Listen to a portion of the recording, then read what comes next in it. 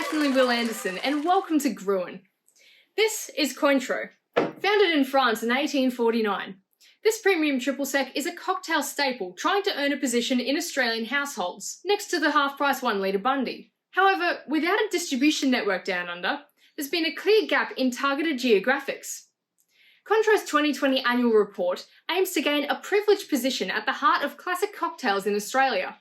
This, whilst recovering from COVID impacts, sought initiative for a new campaign. With 175 years of making global marketing history, how does Cointreau's prestige mix with the world's drunkest country?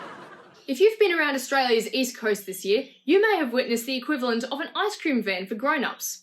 Yes, Cointreau's Kombi van is touring to a city near you for after-work Friday Arvo margaritas, and to blur the lines of public intoxication. We'll ask our panel which target audience this van is luring in, and whether this brand strategy is received in good spirits. Todd. Well, as we know, mass media advertising can only get so far, hence brands must identify their target audience. The more they influence a brand, the greater the return on investment. Now, let's first look at Cointreau as a brand. They've got the history, they've got the finest European ingredients, they have the high-quality product and reputation that warrants a luxury brand status. Therefore, their profit as a luxury brand relies on the consumer's psychological association with the brand. We already have a geographical target being Australians, and a very broad demographic of over 18s, hopefully. Once we filter through the population, we can identify Cointreau's niche market. Consider Maslow's hierarchy of needs, asking what the consumers need. For a luxury brand in the alcohol market, we look at consumers with needs of esteem and belonging in a social setting. Then consider Roy Morgan's value segments, what the consumer values. Here we find both young optimism and look at me to be the most suited for luxury brands, social alcohol and new experiences through contemporary public campaigns. Facebook is also a useful tool for audience data through Cointreau's e-commerce. See, online, Cointreau's primary audience consists of 52% men and 48% women. Nearly 40% were aged between 25 and 34. Most have a degree and about 24% work in sales and administration. Interestingly, 44% are single. Even Cointreau reflected this target audience in their 2020 marketing report. They highlighted a younger clientele from an affluent middle-class background with consumer trends such as smarter drinking habits, knowledge of spirits, demand for sophistication, and interest in heritage, to name a few, all which Cointreau has addressed. Travel is also an identified desire amongst the audience, and in a world currently without it, there's no better time to promote a glass of luxury European culture. So far, we've gathered a target audience of conscious upper-middle millennials in office jobs who seek self-satisfaction through work-life balance, perhaps mingling with a drink after a big week. Yes, I'd hope they're conscious. Not long after Cointreau. As in, they're mindful of their purchases, or they're snobs. Most with a higher education and income would also value the finer things in life to further escape from their black and white employment and increase social status among peers, evidently through premium alcohol. A more affluent target audience is likely found in higher socio-economic areas, such as along Australia's east coast. And through Facebook's data, we assume the target audience is also pretty active on social media, seeking new experiences to share through it. I agree, Todd. I think this latest Cointreau campaign hits so many marks for its target audience, and with perfect timing in a post-COVID context.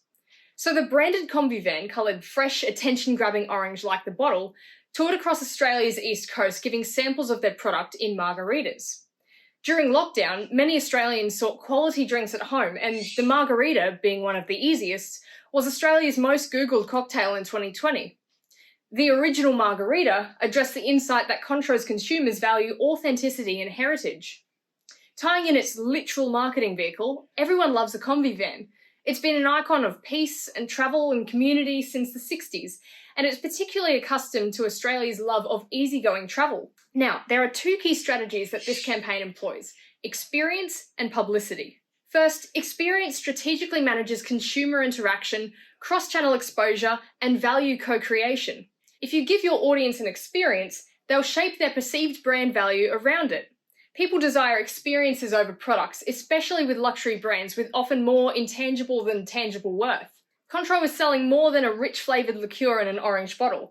They're selling a positive social and cultural concept of cocktails with the prestige of embracing heritage and tradition. Consumer attitudes and behaviour drive the purchasing journey, which experiences may manipulate. Experience can help manipulate the cognitive understandings, affective emotions, and cognitive intentions of a consumer towards ultimately buying a product.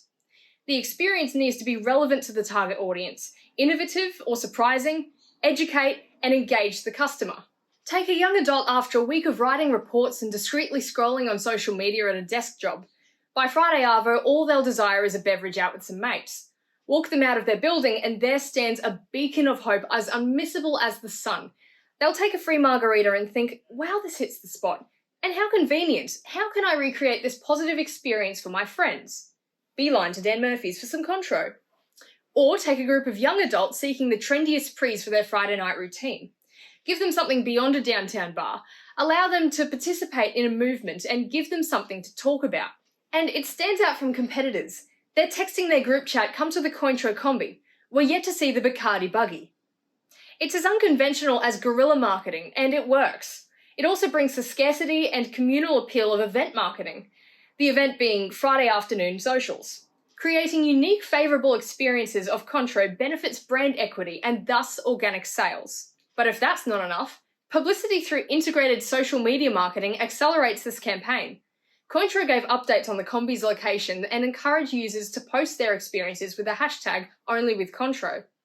This method stimulates conversation and trendiness around the brand, whilst reinforcing that this experience is exclusive to Cointreau. Turning consumers into marketers is effective, since a Nielsen study states that 94% of modern consumers ranked earned media and word of mouth as the most trusted form of advertising compared with television and print. This is integrated marketing communication at its finest. The target audience receives an engaging experience to broadcast for their social credit, whilst passively promoting brand trust and value. It's a symbiotic relationship. I agree, Russell, but whilst this campaign appears foolproof, there are some minor flaws to consider. Of course, public engagement and social media can draw in the wrong target audience, namely those underaged. Viral marketing and social media brings a lot of uncontrolled risks. Is a return on investment secure by giving out free samples on tour still in a lingering pandemic? And is it too short-term, or could they make regular cameos at places frequented by their target audience, such as markets or festivals?